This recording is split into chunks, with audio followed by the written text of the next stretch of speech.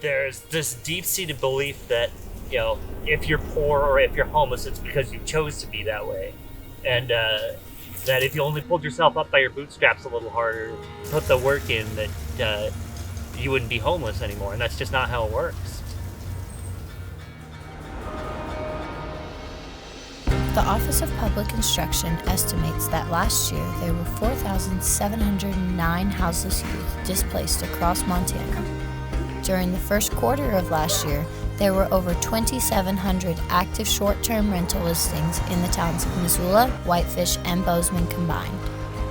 A study by the National Bureau of Economic Research found that a 1% increase in Airbnb listings leads to an average $9 monthly increase in rents and $1,800 increase in house prices.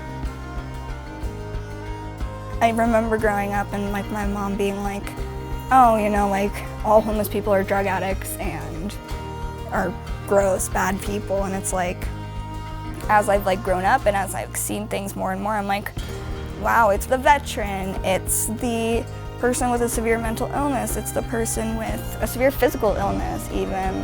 I guess the thing we're trying to press is that it's not far off from everybody having the same experience. Like we're doing with the shot, like the townhomes, the brand new townhomes right behind where people are sleeping. It's like, people don't think about that until they're in the situation or until they see something like this to where they can understand hey, this might not be something that's gonna happen to me, but it's something that could happen to your sister, something that could happen to your parents, an extended relative, a friend.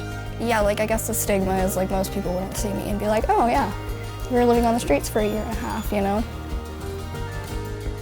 Fear of stigma may lead some individuals, especially youth, to keep their housing status secret, hindering their ability to enroll in services or find housing among their social networks. I was renting a studio apartment in Bozeman. Owners of the apartment complex that I lived in decided to sell the building and retire. Legally, I've been homeless since then. It completely changes how people perceive you and entirely in a negative direction. I was extremely careful to not be seen as homeless. After a while, I got some help from the HRDC in Bozeman, and then I've been living in transitional housing. I didn't even think about how awful the entire experience was until I actually had a bed and a roof, and you feel so trapped. Just the way it beats you down makes it so hard to get back up again. If it weren't for the help of my boss at the time, I think I'd still be living in that yourself. Since its creation, the YHDP has assisted 927 youth experiencing housing instability, with 26% of those exiting into permanent, stable housing. People look at you differently. They look at you as lesser. They must be a drug addict, or you must, there's got to be something inherently wrong with you if you would ever end up homeless, and that's just not true. I grew up in an abusive household, and things just kept escalating throughout my teenage years, very toxic. Then I ended up finding out I was gonna have a baby, and so I chose to be homeless instead of living with her dad. And I'm trying to talk.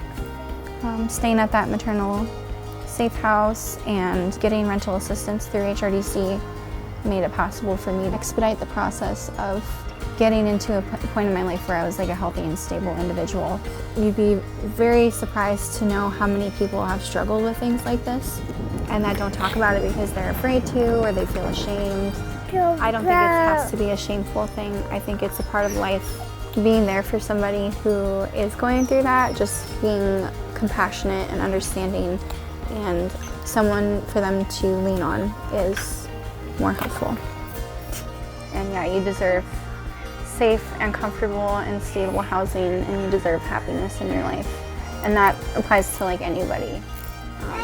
Doesn't matter what your circumstances are right now. It can be better, and it's worth it, so.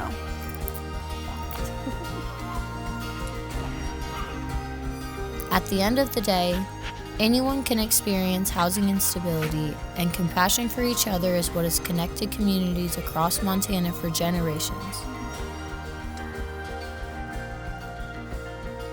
There are currently next to no regulations or statewide policies in place for short-term rental owners. A little bit of kindness can have a huge impact on someone who's experiencing housing instability. Together, we can change the way people view homelessness.